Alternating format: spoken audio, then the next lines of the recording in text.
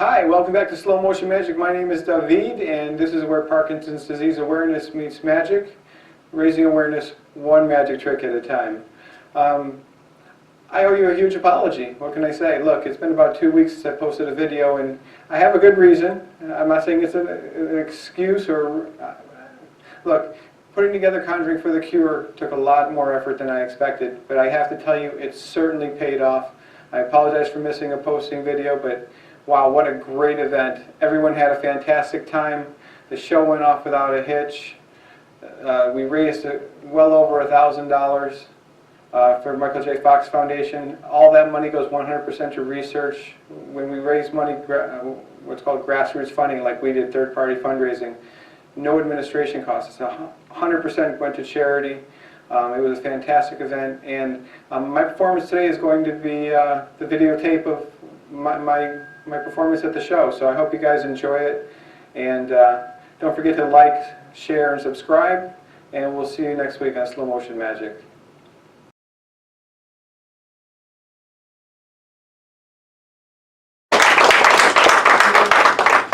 You good? David, please be plugged in. One moment.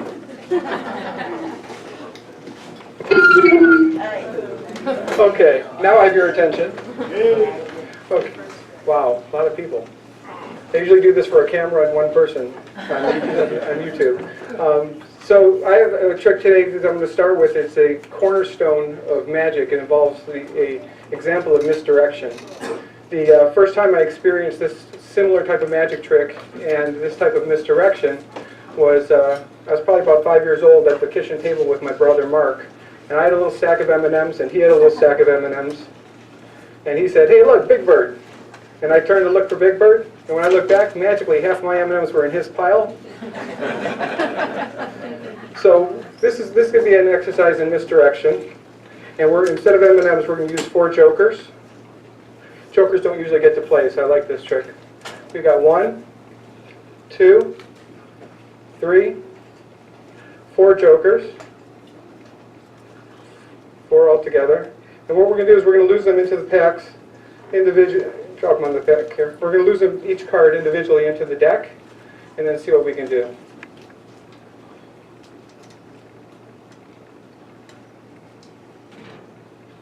So we got joker number 1. Just go ahead and lose that right into the front of the deck. Joker number 2. We're going to do a little differently. We're going to lose that one into the back of the deck, like so.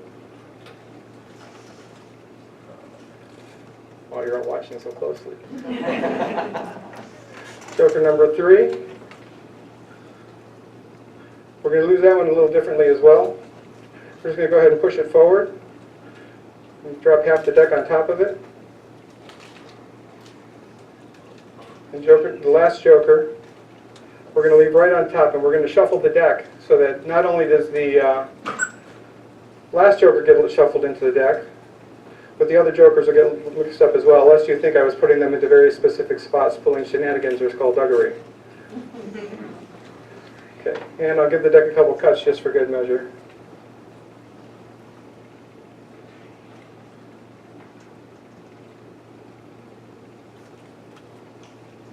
Okay, so I am the world's okayest magician, and even an okay magician can bring 1 card to the top of the deck. That would be the first joker. So we said this was an exercise in misdirection, so who saw the misdirection? You did? Because 1 in 100 people will notice, actually let me show you, there's no more jokers in the deck. Here, come take a look. You be my helper there. Take this deck. If you look through that, if you see a joker, you let me know. Because 1 in 100 people notice, while I was misdirecting you, 1 joker was under the mat. Only 1 in 1,000 people noticed that while the hands were moving slowly, things were happening, and 1 card actually went into my back pocket. So there's really 1 in 10,000 people that were paying close enough attention to notice the 3rd card under my hat.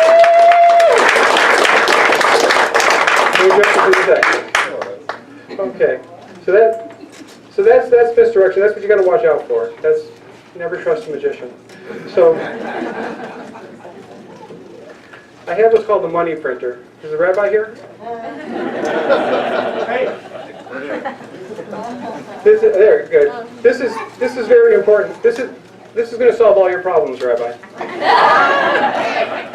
What is it? I need a dollar bill. Anyone have a dollar bill?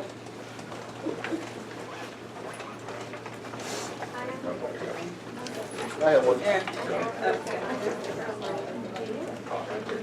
Can you change the single to a 50?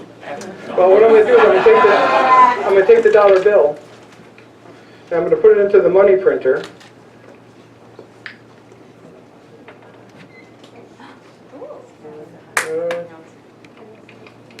And out comes a $5 bill. So that's pretty good. You know, you get a little donation, increase it. But if we take the $5 bill, this is where it starts to get better. Out comes a 20. Now we're talking real money. But you know, I never get to carry anything bigger than a 20 in my wallet because I'm married. Who has a $100 bill? Dr. Barron, you got a $100 bill in your wallet? Hey, you got a $100 bill? $50 bill? What's the biggest bill we got in the audience? 20 in here. 20. We have a 50 back here. A 50. Oh, another 50. Oh, we got a $100 bill here. Perfect. So I'm going to ask you to hold on to this. Now I'm going to feed your $100. I've never really tried this with anything such as a large denomination. So I'm not sure what you... Oh, wait.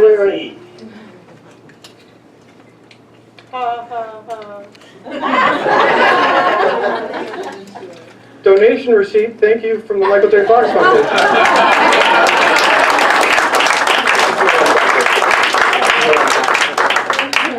All right.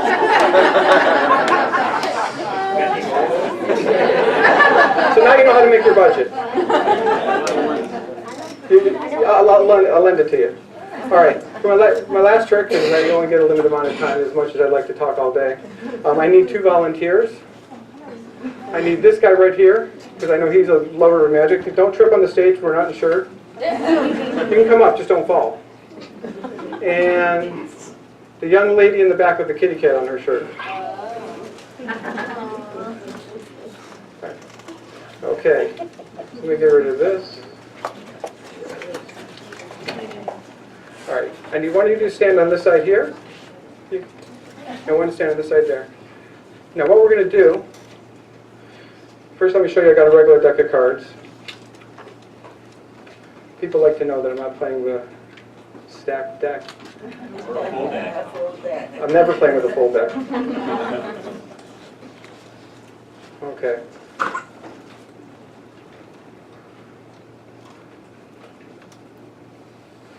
So you guys vouch for everybody. The cards are all different, right? We don't have a deck full of one card. So what I'm going to do is I'm going to drop the cards down. It's called dribbling, and I'm going to do it very poorly because I'm the world's okayest magician. If I was a great magician, I'd dribble better. But I'm going to dribble cards down like this. When you say stop, this top card is going to be yours. I'm going to show it to you, and I want only you to know it and remember it, okay? All right, you ready?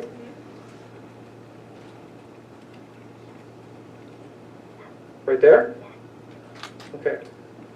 This card here, you got it? You going to remember it? Don't forget it, you messed me up, kid. Okay. Now it's very important from this point forward.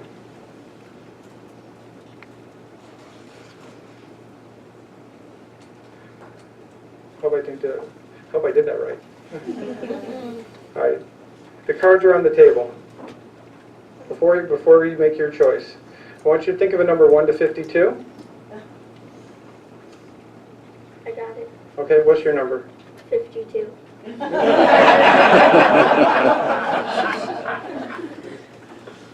would be the 52nd card.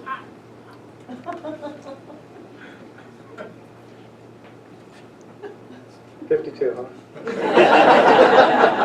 Well, we're going to start over.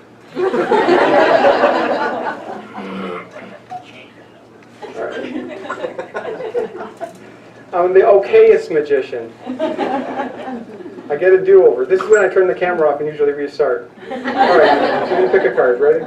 Say stop. Right there? All right, that's your card. You got it? Remember it? Okay.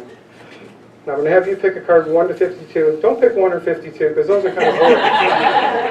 Pick a card, something in the middle. You can change your mind as often as you like. But once you say it out loud, we're locked in. What number do you want? 21. 21. Perfect. So we're going to count with one finger. 1, 2, 3, 4, 5, 6, 7, 8, 9, 10, 11, 12, 13, 14, 15, 16, 17, 18, 19, 20. You agree that's the 21st card? Yeah. You watched me carefully, right? Yes. Okay. If you'd have picked 22, the 8 of diamonds would have come up. Was that your card? Good. Throw me a bone here. If you'd have picked one number lower, it would have been the 2 of hearts. Was that your card? Okay. Tell me if you see your card in here. Don't tell me what it is. Just tell me if you see your card. No? I'm okay so far? You didn't forget the card, did you? Okay.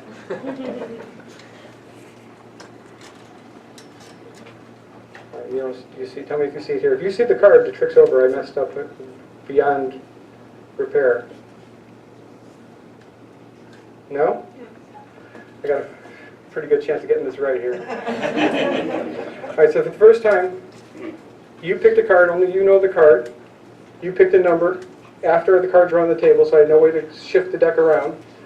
But somehow, hopefully, your number was her card. For the first time, what was your card? The 3 of clubs. 3 of clubs. The 3 of clubs. Just a big round of applause for our staff, right? Mr. Hubbard? Thank you very much. Okay, that's Position Impossible, and that's it for me. I thank you guys very much for putting up with me. I am the world's okayest magician.